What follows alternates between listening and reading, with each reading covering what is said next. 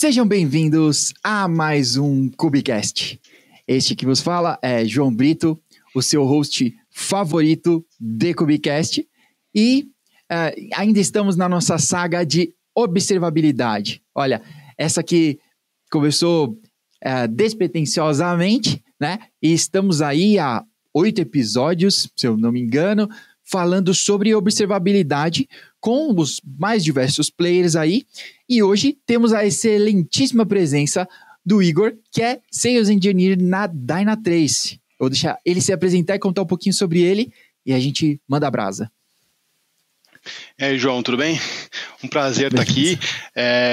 Eu trabalho na área de observabilidade, monitoração aí há bastante tempo, né? E trabalhando com os mais diversos cenários, né? E tendo acompanhado a evolução disso, desde quando você tinha um monte de ferramenta solta, né? Trazendo métricas soltas, até como isso vai se consolidando e surgindo várias iniciativas open source e que viram que é a observabilidade hoje, né? Então a gente costuma dizer muito que evoluiu muito do passado, mas hoje a observabilidade traz outros desafios, né? A TI evoluiu demais, os sistemas ficaram muito complexos, né? Eu costumo dizer que microserviços é lindo, mas também tem uma parte muito negra do microserviço que para gerenciar isso tudo é bastante desafiador. E aí a observabilidade faz parte disso, e quem não domina isso não vai conseguir gerenciar o seu serviço de TI como deveria, né? Então é um assunto que é muito relevante para todo mundo que quer garantir que as coisas estejam funcionando como elas foram desenhadas. É verdade. Pô, legal. A minha introdução, né? Então, para você, nosso cara ouvinte que caiu de paraquedas nesse episódio, então estamos aqui há alguns episódios falando sobre observabilidade, e a minha introdução é justamente nesse sentido, né? Que a gente está dificultando as coisas, né? Vamos ter sistemas distribuídos e vai ser legal, né? Bom, talvez seus desafios fiquem bem grandes aí, né? Vamos ter microserviços e vamos espalhar isso aí num cluster cheio de máquinas. Tá bom? Pode ser uma boa ideia, mas também vai te criar novos desafios, né? E esse talvez é o desafio da observabilidade, né? Da visibilidade sobre tudo isso, né? Como as coisas estão rodando e se comportando, né? Num contexto. Talvez essa é a palavra, né, que eu, pelo menos, estou adquirindo aí sobre observability, que é contexto, né? Entender como as coisas estão se falando, se comunicando aí, mas num determinado contexto, já que a gente tem muitas unidades, né, tudo bem distribuído e conversando entre eles aí, né? Então, queria entender de você, de repente, para a gente começar, como que essa complexidade, né, chega para você, essa complexidade da arquitetura, dos microserviços e etc. Assim, como que isso bate aí? Então, isso bate que as pessoas têm uma tendência a pensar que microserviço é tudo microserviço, né? É tipo carro. É tudo carro. E a gente sabe que não é. Você vai ter carro popular, vai ter SUV, vai ter caminhão, e cada um com necessidades e coisas muito específicas, né? Então, quando você começa a falar, vou pôr isso aqui num cluster, num Kubernetes, não é só subir um cluster com um monte de nós e escalar aquelas coisas, né? Então, você tem serviços que vão fazer uma análise de inteligência artificial que vão depender muito de I/O. Então ele tem que estar num nó que tenha mais I/O e você tem que garantir que o I/O para ele está dentro do que foi planejado. E tem serviços que não, eles simplesmente fazem leituras e recebem processam requisições e passam isso para frente, para uma base de dados ou para um segundo serviço que vai continuar com o trabalho. Esse serviço ele pode estar num nó que precisa de mais CPU e I/O já não é tão importante. Então, as necessidades de observabilidade de cada serviço são diferentes. Então, para um serviço que não faz I/O, não adianta eu ficar coletando se a IOPS do servidor onde ele está ou do pod tá ok. Mas para um serviço que faz I/O, eu posso estar deixando de entregar um negócio para o meu cliente no tempo certo porque o disco ficou lento, né? E aí as coisas começam a ficar complexas, né? Você começa a ter nós dentro de um Kubernetes com funções distintas, né? Então você tem worker nodes.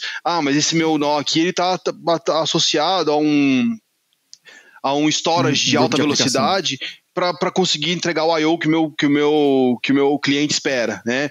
E aí eu preciso medir aquilo. Eu tô tendo problemas de I/O, né? E E são duas coisas importantes, né? A gente fala dos 3 pilares de observabilidade, que é métricas, traces e logs, né? Eu tenho que ter métrica, eu tenho que saber como que está o meu IOPS ali. Não só isso, mas falando de IOPS, eu tenho que ter essa métrica. Eu tenho que ter logs, sabe? Se minha aplicação gerou algum evento, alguma coisa, eu tenho como poder consultar aquilo, olhar aquilo em contexto, sim. E eu também tenho que olhar no meu trace, eu tenho que ter um trace bastante detalhado, não extremamente detalhado, mas ele tem que ter um nível suficiente de detalhes para eu entender, olha, a hora que eu fiz um acesso, eu fiz uma operação que depende do disco, essa operação demorou. E aí você consegue isolar essas coisas, né? Para mim, o que eu acho que hoje é o maior desafio é você lidar com o volume. A gente está falando aqui de um serviço, pegamos um exemplo, né? E quando você tem um cluster Kubernetes aí, isso pode ter milhares de serviços rodando. E se a gente for ficar analisando esses serviços caso a caso, a gente nunca vai ficar em lugar nenhum. As equipes vão ter que ser gigantes, né, para lidar com esse tipo de coisa, e você vai estar sempre correndo atrás do problema. Então, eu acho que é importante que, independente da iniciativa e da ferramenta que você usa, hoje existe uma quantidade de ferramentas open source. Então, uma empresa, vamos dizer um small business, que está migrando para microserviços e tudo mais, ele não tem budget para comprar uma ferramenta de mercado e tudo mais, ele consegue ir muito longe usando o padrão open source. Só que se ele não planejar para esse volume e todas essas coisas, e tiver processos muito bem desenhados, tanto do ponto de vista de desenvolvimento, de teste e de monitoração, ele vai se perder num mar de coisas, né? Então a observabilidade, ela não é só os 3 pilarzinhos, né? É um processo, né, que você tem que ter de desenvolvimento, né? Então você vai garantir, olha, meu desenvolvedor, ele está desenvolvendo a minha aplicação e está colocando lá as métricas que eu preciso. Então ele está criando em código lá, exportando essas métricas para um statsd, alguma coisa do tipo. Ele está criando traces. Eu não quero ter um lock-in com um vendor específico, tudo bem, então eu vou usar OpenTrace ou qualquer coisa, mas eu tenho os meus traces lá. E aí, quando isso chega para a operação, a aplicação chega pronta para ser monitorada. Porque senão, depois que a aplicação chega pronta, alguém tem que ficar definindo como vai monitorar e garantir que aquilo está funcionando como deveria. Então, esse desafio é um desafio técnico, mas é um desafio de processo, de como a empresa tem que se comportar. E isso é uma parte que muita gente não percebe, né? Que alguns processos internos de desenvolvimento e tudo mais terão que ser alterados, né? Legal. Olha, então, diferente talvez de outros episódios, então eu queria começar com essa pergunta. Como que você poderia nos ajudar, então, né? A maior parte do nosso público aqui é de sysadmins, DevOps, né? A turma que está envolvida com isso propriamente, né? Então, eu tenho praticamente 2 personas aí que a gente tem que convencer, né? Então, talvez uma delas é o dev, né, a aparelhar as coisas e de repente a gente mudar um pouco esse processo e, né, seguindo de repente Open Tracing ou qualquer padrão aí que você adotar, né, o dev vai ter que aparelhar isso e também o seu superior, gerência, liderança, sei lá, a priorizar isso, né, porque bom, não dá para querer uma coisa que você não criou, né? Não dá para pedir um backup que você não gerou. Então, não dá para querer tracing, né? Querer logs e distribuídos e tudo mais. Bom, se você não criou lá atrás, agora não vai adiantar. Agora que tá dando pau. Exato. Eu já participei de umas situações assim, olha, deu um problema. Não, tá bom, vamos ativar a integração, né? A gente com a Dynatrace se integra a diversas tecnologias do mercado. Às vezes você começa a fazer uma demonstração para o cliente lá, olha, descobri um problema aqui, mas você não integrou com o VMware. Então, vamos integrar agora, mas eu quero ver o de ontem. Não, quando não estava configurada a integração, eu não estou monitorando. Então, a gente tem, um negócio meio óbvio, mas acontece com muita frequência, porque as pessoas não planejam, né? E a gente tem com a Dynatrace, a gente tem uma solução que é muito automatizada, a instalação dos agentes é muito rápida e tudo mais, então isso deixa o cliente meio mal acostumado de que é só instalar e sai e tá tudo lindo. Não, mesmo numa situação dessa, você tem que ter um planejamento. O processo, não importa a ferramenta que você está usando, você pode usar a ferramenta mais manual open source ou usar o Dynatrace com toda a automação. Se você não se planejar nesses processos, algumas coisas vão ficar de fora, né? Então, eu acho que é importante 2 pontos. Primeiro, a gente vem de um histórico, né, que é muito acostumado à operação a ficar cuidando do sistema como se fosse filho, né? Então, tem que ir lá ficar de babados dos sistemas. Não, a gente tem que ter o processo cada vez mais automatizados, né? Isso o Google fala muito no livro de SRE, que a automação é imperativa, né? Você tem que ter 70% do seu tempo lá, pelo menos, dedicado a automatizar esses processos, você não ficar fazendo trabalho manual. Então, isso é uma das coisas que em todas as esferas, tanto de desenvolvimento como de operação, de delivery, né? Isso tem que estar muito bem ajustado. E aí, na parte de desenvolvimento, você criar processos, né, que são um pouco disruptivos dentro da empresa, né? Você fala assim, olha, o negócio não vai entrar em produção se não fizer teste, se não tiver pontuação desses testes. Que hoje a gente fala muito em quality gate, né? Olha, eu vou fazer um deploy, esse deploy vai ser testado, e se ele não atingir o mínimo necessário de performance, ele não vai para produção, né? Isso é um negócio complicado, porque os prazos são sempre apertados. Ah, mas eu já acordei com marketing. Tudo bem, você vai pôr uma aplicação que não passou no que nós consideramos como corporação, e aí todo mundo definiu junto, olha, eu tenho um ponto que eu acho isso aqui é o ótimo, é o necessário para chegar em produção. Não precisa ser o ótimo, pode ser o mínimo necessário, mas menos que isso eu estou correndo o risco de perder receita, perder outras coisas. Então, quer dizer, eu vou pôr em produção para cumprir um prazo que eu acordei com marketing ou com alto nível, ou eu vou pôr em produção porque eu tenho a qualidade. Na hora que a gente está mudando de processos manuais para um processo automatizado, a gente vai ter alguns atritos aqui. Porque a primeira vez que for fazer um deploy automático, quando for colocar um quality gate, não vai rodar isso aí, vai atrasar coisa, e lá na frente, quem está precisando daquilo vai ter uma reclamação. Então, a minha sugestão é um processo de você buscar serviços menos críticos e você começa a pôr isso pouco a pouco. Então, eu vou pegar, por exemplo, uma aplicação, vamos imaginar um e-commerce gigantesco, a Amazon. O cara não vai pôr o serviço mais crítico dele de checkout para fazer esse tipo de coisa.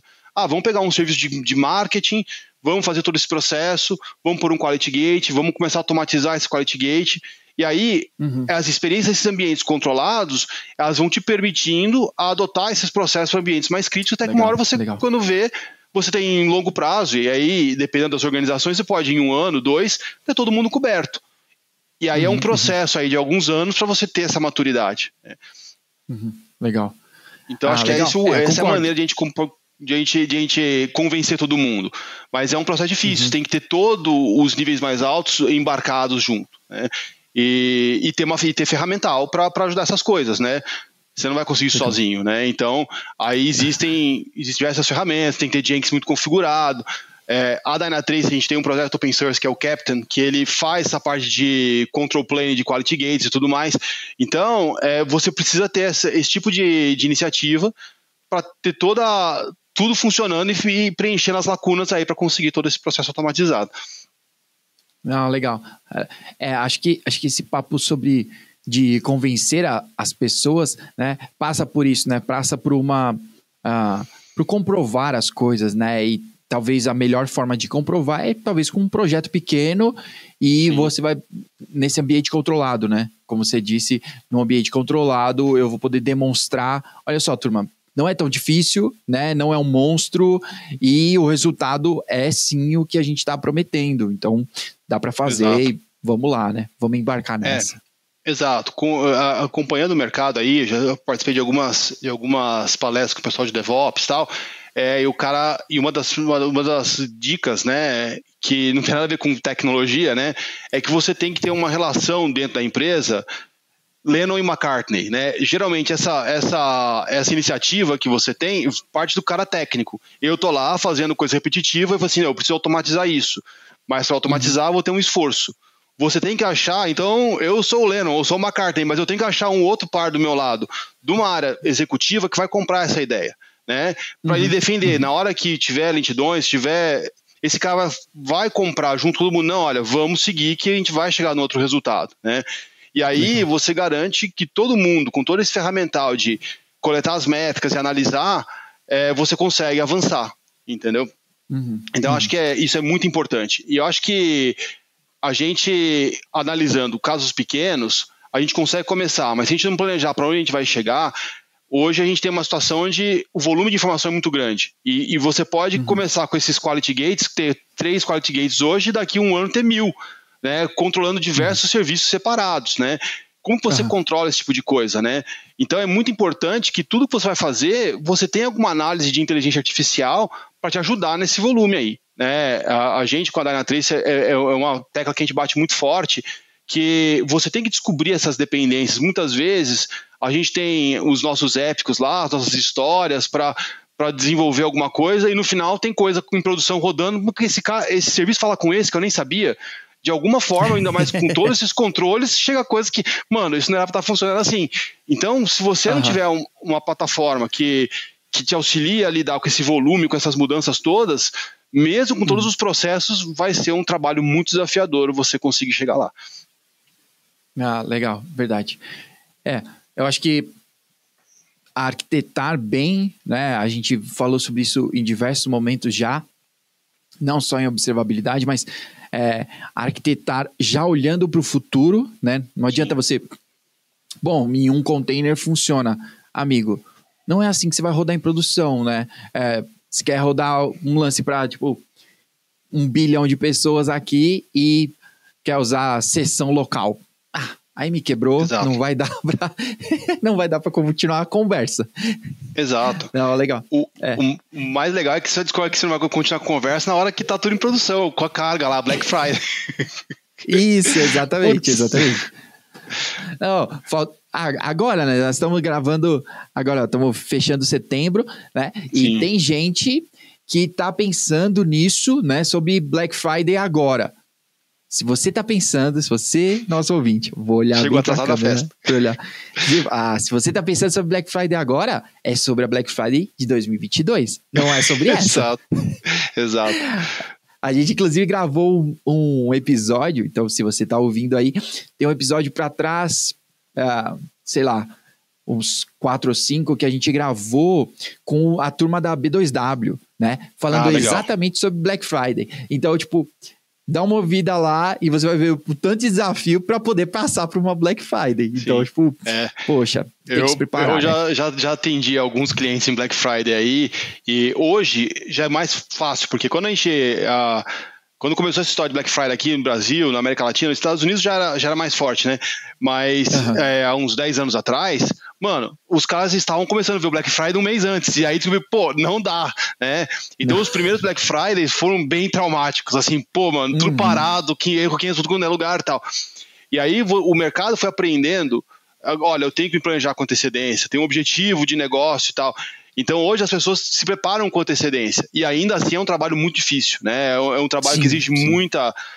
Porque o negócio, ele coloca algumas necessidades. Olha, eu tenho Mercado Livre, né? Um exemplo. Ele era só Mercado Livre, agora tem Mercado Pago.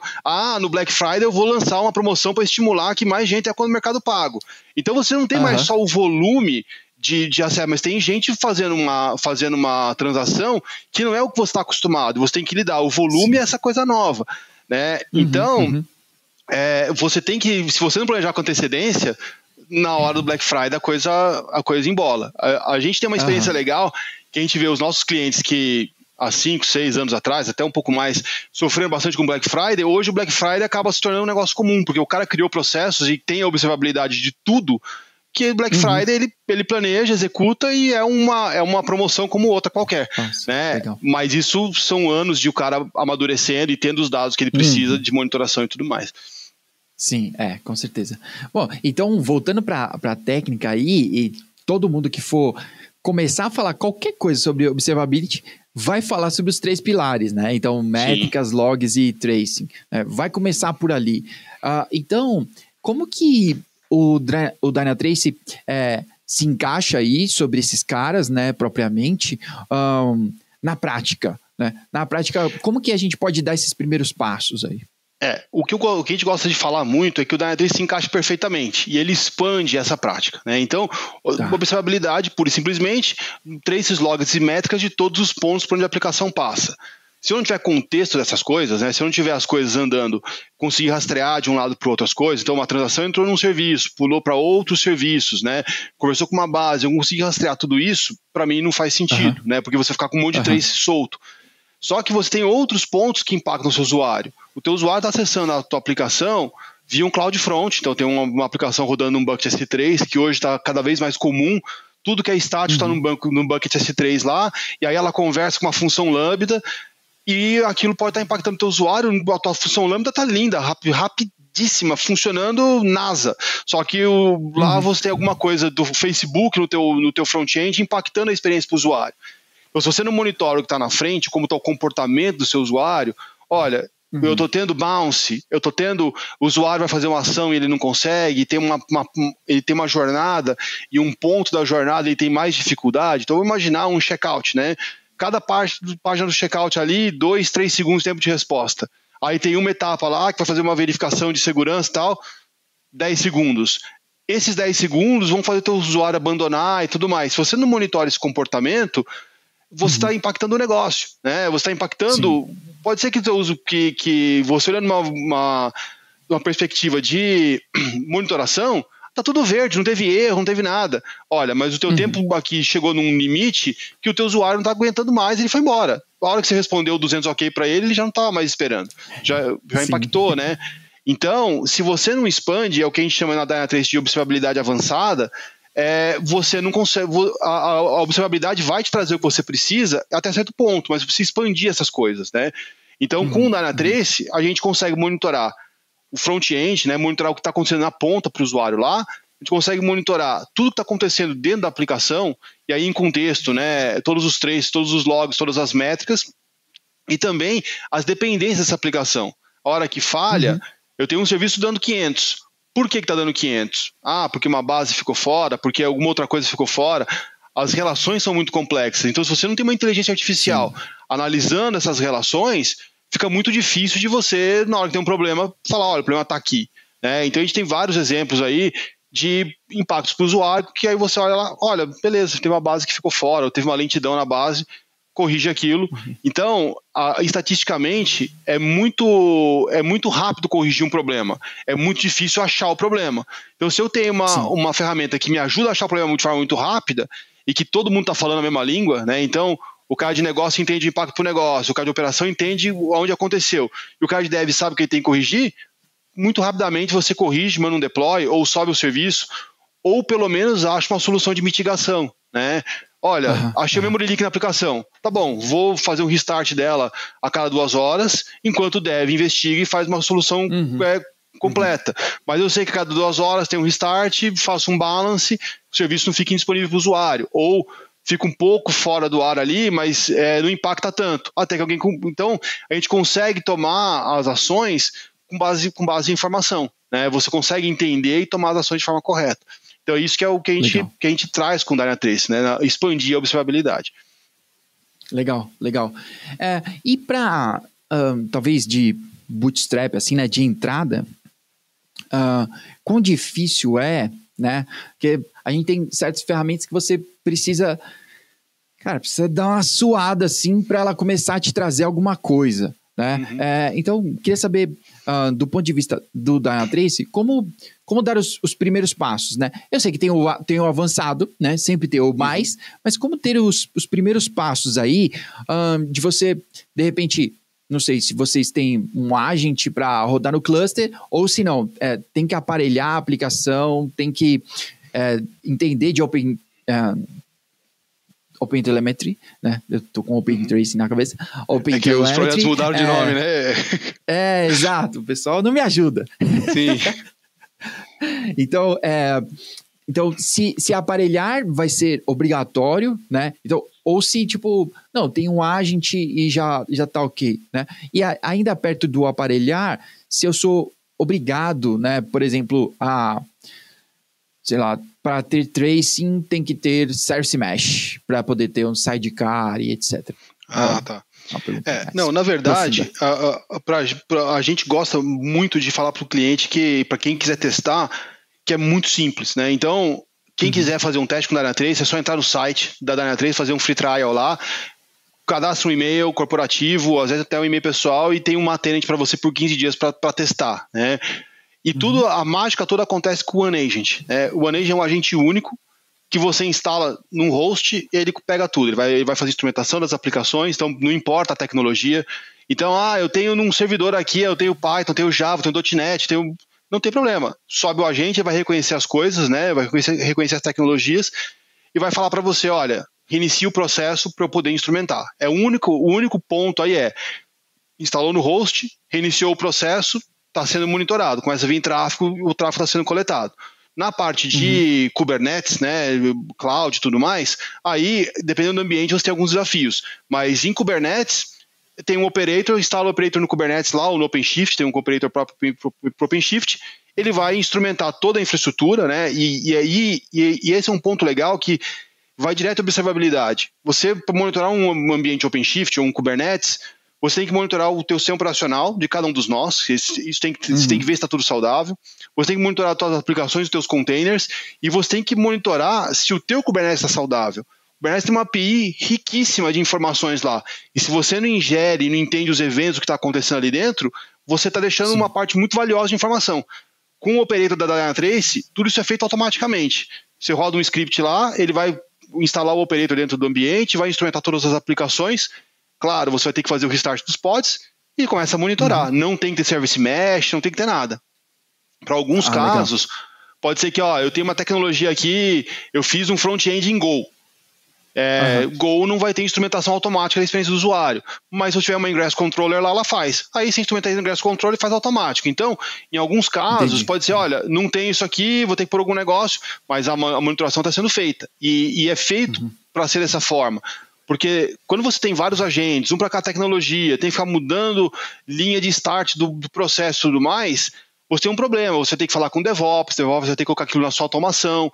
Aí você tem outro problema, atualização de software, né? Atualiza a versão. Alguém tem que ir lá na esteira de DevOps e atualizar aquele software. Como vai ser? Eu vou baixar do site do meu fabricante, pôr no repositório local.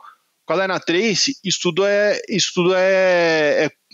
gerenciado pela própria Dynatrace. Então, o próprio agente é atualizado automaticamente, né? E o cliente não tem que ficar se preocupando com essas coisas, e não tem que ficar alterando imagem de container, de tudo mais. Então, pôs no cluster, está funcionando. Acabou, não quero monitorar, ou não vou comprar agora. É muito fácil, você deleta o namespace do Dynatrace lá e para de monitorar. Então, a situação é bastante simples para dar o controle para o cliente de que ele não precisa de uma equipe extremamente especializada para fazer a monitoração. É óbvio que a ferramenta é muito poderosa e ele vai querer se aprofundar, se ele se torna um cliente, ele tem a Dynatrace University para aprender e tudo mais, mas ele consegue muito rapidamente pôr tudo para funcionar sem ter supervisão. Nas POCs que eu faço com os clientes, eu oriento, olha, pilota aí, e se tiver dúvida me chama. E muitos nem me chamam, eles pilotam, começam a mexer e depois vão me chamando para tirar as dúvidas, porque essa é a proposta da ferramenta para o mercado. Legal. Bom, falando ainda de OpenTelemetry, ele vem como sendo essa padronização, né? Já que a gente vem com isso desde antes de containers e tudo mais, fechado no nosso cenário aqui, então containers e Kubernetes padronizar e escalar as coisas horizontalmente, né? E o OpenTelemetry vem com essa veia, né? E aí, padronizando como os devs, né? Como você vai aparelhar a sua aplicação para isso. Quão perto, né? O Dynatrace está desse projeto, pronto para isso, e se a turma... Bom, quem já está olhando mais para frente, ou quem já está aderindo agora, você já pode entrar diretamente aí. Então, isso é um negócio muito legal, cara. A Dynatrace, ela tem funcionários próprios trabalhando no projeto de OpenTelemetry, OpenTracing, né? Então, a gente tem funcionários próprios da Dynatrace nos conselhos diretores, no pessoal que toma as decisões de para onde o framework vai, né? O framework de telemetria aberta. Então, isso é muito legal, porque a ferramenta já suporta isso nativamente. Então, hoje, se você tem uma aplicação que ela está instrumentada com OpenTelemetry, o próprio OneAge já reconhece os traces que você colocou lá e ingere. Então, vamos imaginar porque a monitoração, e isso é qualquer fabricante, né? Dynatrace, qualquer outro fabricante que use agentes, ele faz um bytecode instrumentation da aplicação. Então, ele vai entender, olha, tem um padrão de código aqui, né? E ele vai envolver aquele código com um código próprio da Dynatrace para monitoração. Né? Então, isso são os sensores que a gente faz, né?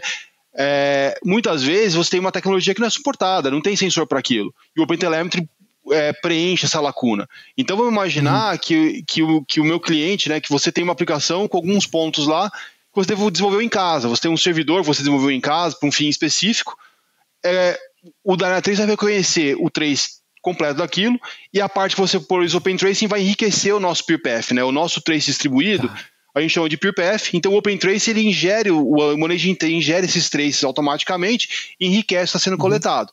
Então, se você tem uma iniciativa hoje, eu já exporto isso para um Jaeger, por exemplo, você pode exportar essas métricas para o Dynatrace sem nenhum problema. O Dynatrace começa a ingerir automaticamente, ou via OneAgent, você instala o agente, ele ingere, ou pela API. A Dynatrace tem uma API em conformidade com o padrão de mercado, então você configura um export na tua aplicação e aponta para a API, põe o token de autenticação e a partir daí a tua ferramenta, a tua aplicação começa a reportar para o cluster Dynatrace. E aí você tem toda a parte de análise de inteligência artificial, de métricas e tudo mais dentro do cluster.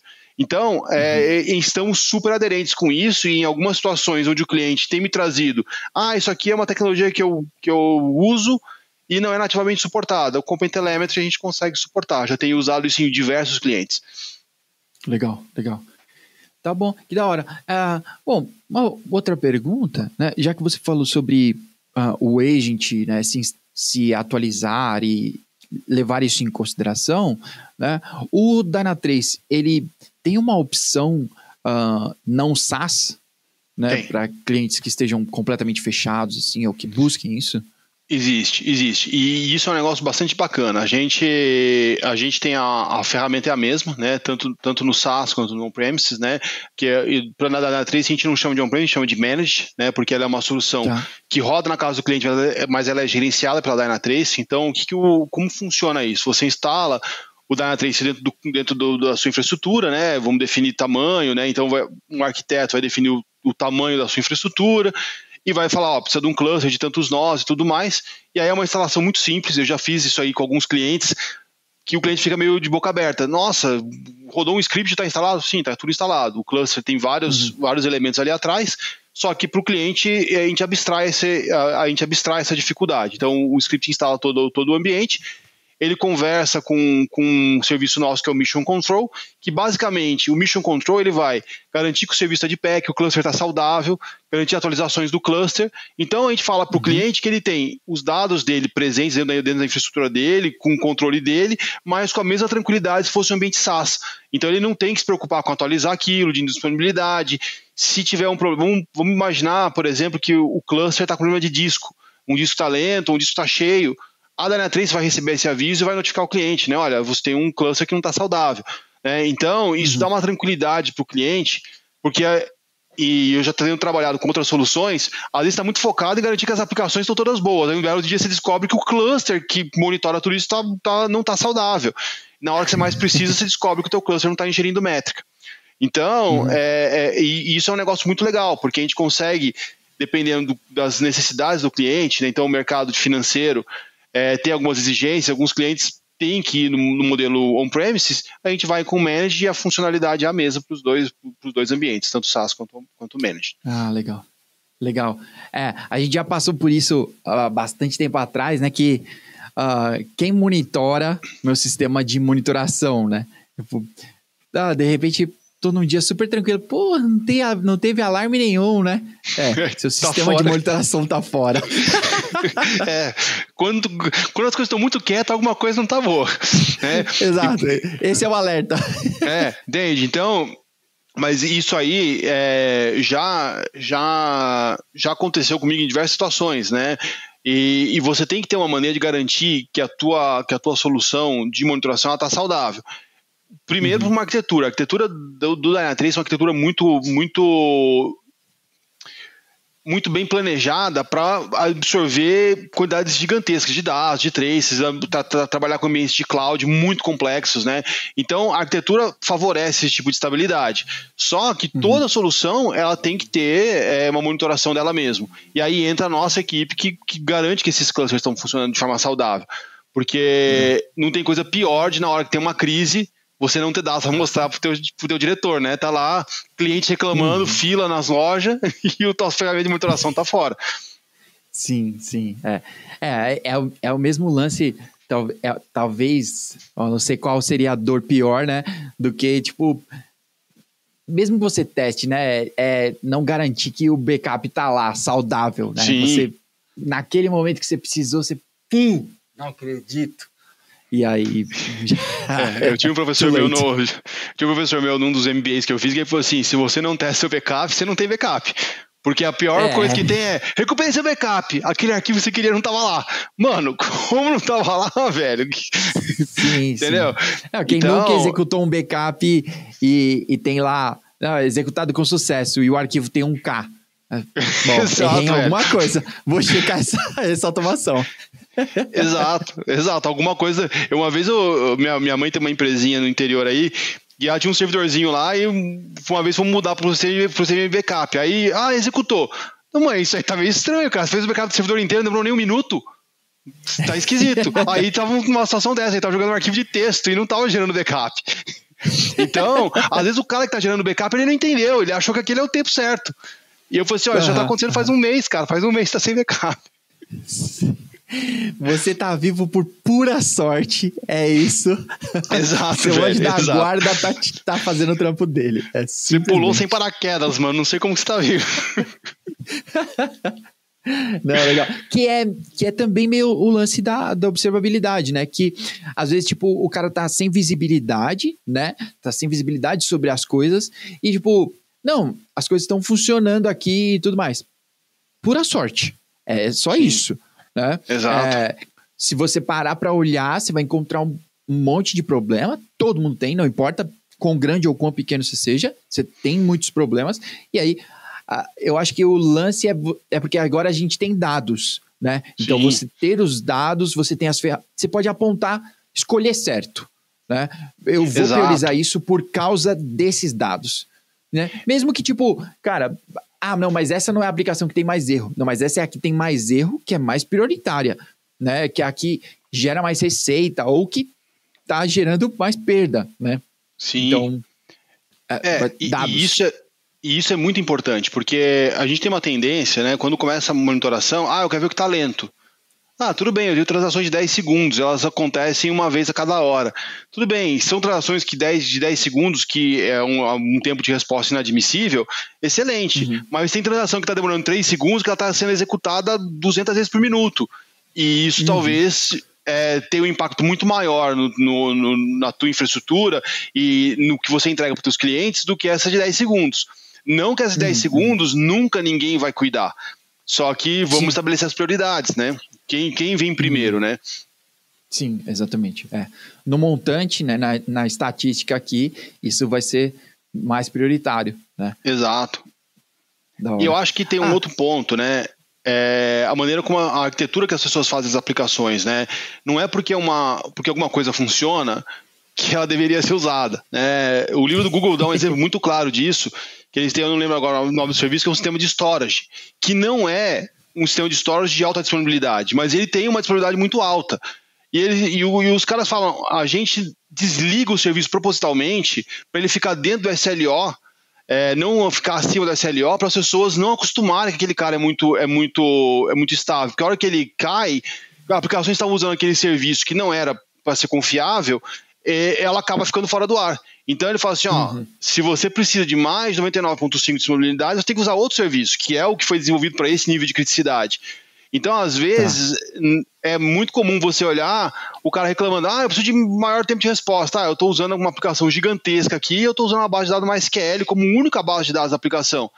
Cara, você tem um problema aí. O MySQL é excelente, usei a vida inteira e adoro, defendo, mas para alguns casos você vai ter que colocar alguma coisa no meio do caminho aí, porque o MySQL sozinho não vai dar conta. Então, você tem a observabilidade, ela vai te dar os dados, mas se você não quiser mudar nada, não vai servir de nada essa observabilidade. Só que ela vai te orientar, olha, eu estou tendo um gargalo aqui e a minha base de dados hoje é um gargalo, então eu vou ter que fazer uma mudança de arquitetura da minha aplicação para colocar alguma coisa no meio aí, para dividir essa carga e melhorar o tempo de resposta. Legal. Cara, então, como minha derradeira pergunta aqui, eu gostaria de saber, para você, né, pessoalmente, assim, qual que é a feature do Dynatrace para você, assim, qual que é... não, eu tenho duas perguntas. Então, o primeiro pergunta difícil, hein? Pergunta difícil, tem tanto. Olha lá. Então, qual que é a feature que você fala, tipo, mano, Ou isso, tipo, isso aqui a gente faz com maestria. Mano, só eu faço isso. Ou, tipo, sabe, isso aqui eu faço tão bem que, cara, isso aqui me impactou quando eu cheguei na Dynatrace ou nos últimos tempos. Mano, isso aqui faz uma diferença. Faz uma diferença no seu dia a dia, assim. Eu acho que, para mim, o que faz para mim, o que brilha nos olhos é a visão fim a fim. Esse é o maior poder da Dynatrace, né? É visão fim a fim de todo o processo. Então, por exemplo, eu consigo ver desde que o cliente logou na minha aplicação até o que aconteceu no final. Isso de forma automática. Eu trabalho com monitoração há muito tempo, trabalhei em outras empresas e você consegue fazer uma monitoração de experiência do usuário em coisa de algumas horas. Você está com tudo rodando. Você instalou os agentes, configurou tudo, pum, e em 1 hora você já tem dados e métricas do seu usuário, inclusive com um filminho da sessão dele, vendo onde ele está clicando e por que não está conseguindo. E aí a visão é fim a fim. Lentidão, você desce no back-end e segue o caminho até o fim da onde essa transação terminou. Então, eu acho que essa é o grande diferencial. É uma visão fim a fim muito completa de tudo que está acontecendo com a aplicação, desde o ponto de vista do usuário. Se você não olha o usuário, você está deixando uma parte muito importante que impacta o seu negócio de fora. Legal. Tá bom. Então, a minha última pergunta é uma dica que você tenha, né, ainda sobre observabilidade, que, cara, é a dica de ouro do Igor, assim, tipo, cara, não esqueça disso, né? Isso aqui é, tipo, igual, tipo, em Kubernetes, não vai me rodar container com root. Tipo, não vai fazer isso, tá bom? Então, sobre observabilidade, qual seria a sua dica, assim? Tipo, não faz isso de jeito nenhum, pelo amor de Deus. Ou faz, né? A minha dica de observabilidade hoje, eu acho que não é nem de não faça isso de jeito nenhum. Eu acho que Open Tracing é um padrão que chegou para ficar, né? Eu venho do mundo de Open Source, usei Linux a minha vida inteira e gosto muito, só que a gente sabe que Open Source às vezes tem projeto que surge, desaparece, fica sem manter. Open Tracing é um projeto que chegou para ficar, e isso vai ser daqui para frente é o que vai estar se tornando um padrão de mercado. Então, quem não souber Open Tracing vai deixar uma lacuna muito grande de monitoração. Hoje em dia, é muito comum você vai para a cloud, e aí tem vários serviços que são gerenciados em cloud, e você não consegue ter uma visibilidade completa desse serviço. E muitos vendors de cloud estão começando a suportar Open Tracing nesse serviço gerenciado, se você ter a visão fim a fim. Então, a minha recomendação hoje, você tem Open Tracing em diversos níveis diferentes, dependendo da linguagem, né? Para Java, .NET as coisas são mais avançadas, para outras linguagens ainda é meio um matagal, mas todo mundo que não conhecer Open Tracing vai deixar uma fonte de dados muito importante de fora que vai trazer uma visibilidade muito importante. Então, a minha dica é: entendam Open Tracing, entendam os conceitos de contexto de monitoração, de como criar os spans, de como fazer como que isso funciona, porque isso vai te abrir portas muito grandes num futuro muito próximo. Já tem coisas hoje que você consegue destravar com Open Tracing. Então, não faça, mas é mandatório que façam. A dica minha é ao contrário. Legal. Ótimo.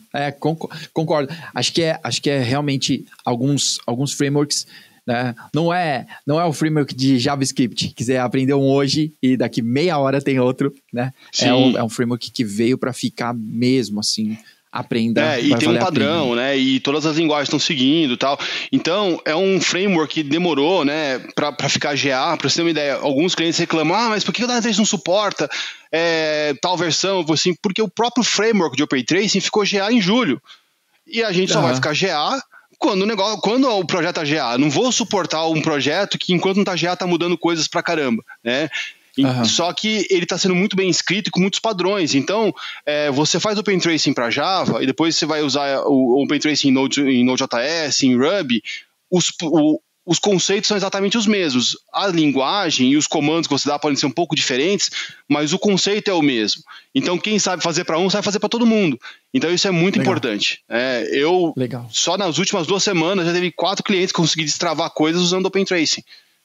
Em linguagens diferentes. Então, isso é muito importante. Isso é um negócio que vai salvar a vida de muita gente. Legal, ótimo. Vamos salvar vidas aqui. Isso. Legal. Bom, cara, depois de todo esse banho técnico aqui, né? Tô sangrando um pouco. Para aliviar, né? Vamos às recomendações da semana. Então, eu queria primeiras visitas, né? Por favor. Qual seria a sua recomendação para os nossos ouvintes, para quem está nos escutando agora? Qual seria a sua recomendação de algo para relaxar ou não? Comer, ver, sei lá. Qual é a sua recomendação? A minha recomendação, cara, eu vou fazer um jabá de um projeto pessoal nosso, que não tem nada a ver com o Dyna3. Eu participo de uma ONG já há bastante tempo, que chama o Instituto Ciclo Ativo do Brasil, e a gente tem um projeto no final do ano que é a campanha Duas Rodas para o Natal, né? A gente coleta bicicletas, reforma essas bicicletas e doa essas bicicletas para crianças carentes. Então, quando chega essa época aí, setembro, outubro, a gente começa as oficinas, né? Então, as oficinas são feitas de final de semana e qualquer voluntário, qualquer pessoa que quiser ajudar, pode ir lá ajudar, né? Então, no site do Instituto tem as informações sobre isso, tá? A gente está começando a divulgar a campanha desse ano. Então, quem quiser se divertir um pouco com alguma coisa técnica, mas nada a ver com computador, a ver com bicicleta, não precisa ter experiência nem nada, e é um negócio que a gente já está fazendo aí há uns 8 anos, né? É um projeto que já está há bastante tempo. Então, esse é o meu jabazinho aí, é uma dica. Quem quiser desestressar de um outro jeito, pode colar com a gente aí. Que da hora. Ó, eu vou pegar com você o link, então, eu vou colocar aqui na descrição, se você está vendo no YouTube ou no seu eu te passo podcast. O site oficial do Ciclo Ativo, a gente está nas redes sociais, né? E aí eu passo para você e você coloca aí. Combinado. Que da hora. Bom, a minha dica, né, como sempre, de filmes. Então, esse é um documentário, na verdade, saiu faz pouco tempo, sobre o Schumacher, né? Legal. É muito legal mesmo, assim, né? Saiu eu não sei se no ano passado ou no começo desse ano, não sei mais contar o tempo, mas saiu do Ayrton Senna, que é muito top, né? O do Senna, mas que tem todo... E que tem mas que tem um peso nacionalista, né? Que a gente vai assistir, tipo, é o Senna, né? Presidente do mundo. Então, beleza. Sim. Mas o do Schumacher é muito bom, porque, não sei, eu nem sou o cara da Fórmula 1, né? Eu assisto bem de vez em quando, assim. Mas a gente tinha meio que esse lance que, tipo, ele era o rival, né? Ele nunca era o mocinho, né? O Ayrton Senna era o ídolo, mocinho, e tinha o seu oponente aí. Então é muito legal ver a trajetória do cara, os desafios e tudo. Então, cara, é um documentário muito bem produzido, muito legal, assim. Netflix, então tá aí na casa de todo mundo, né? Vou pôr minha listinha. Eu já tinha visto que tinha lançado, mas não tive tempo de ver. Vou pôr na lista no final de semana aí. Boa. Muito legal mesmo. Bom, Igor, muito obrigado, cara, pelo seu tempo, pela sua presença. Agradeço pela oportunidade aí. Foi difícil, né? A gente se bateu, eu não pude um dia. Foi difícil, mas a gente conseguiu bater esse papo. Eu espero que tenha rendido para você também que tá ouvindo. Foi muito bom, muito bom. E, Igor, bom, se alguém quiser falar com você, né? Como seria o jeito mais simples assim de entrar em contato? Eu vou deixar também aqui na descrição aí como entrar em contato com você. Pode entrar em contato comigo ou com a pessoa do meu time, né, aqui no Brasil. Eu posso deixar meu e-mail para vocês, depois eu te passo certinho, né, o igor.simões@dyna3. Para contatos profissionais eu estou no LinkedIn, né, então se alguém quiser dúvida de observabilidade, quiser trocar alguma ideia, pode me procurar no LinkedIn, né, Igor Simões. E tem meu usuário no GitHub, né? No GitHub é o Aborigine, que esse usuário vem desde os tempos de faculdade, então eu acabei não atualizando para um nome mais profissional, mas fica divertido, o pessoal gosta, né? Já mandei até alguns repositórios para cliente com isso aí. Então aí é só me seguir nesses canais aí e eu tô sempre pronto para ajudar, às vezes não só para vender Dyna3, mas para a gente auxiliar o cliente com alguma dúvida mais avançada. Hoje em dia a parte de observabilidade ela é um leque muito grande, você tem desde monitoração até self-healing de aplicações. Às vezes o cliente não tem ideia de como que ele vai automatizar um self-healing. Vem conversar com a gente tem experiência, a gente adora bater papo aí. Legal, que da hora. Bom, mais uma vez, muito obrigado mesmo pelo seu tempo, cara. E obrigado você que nos ouviu até agora. ouça a nossa série completa, ouça outros episódios. A gente fica por aqui. Um abraço, até mais. Até mais. Tchau, tchau.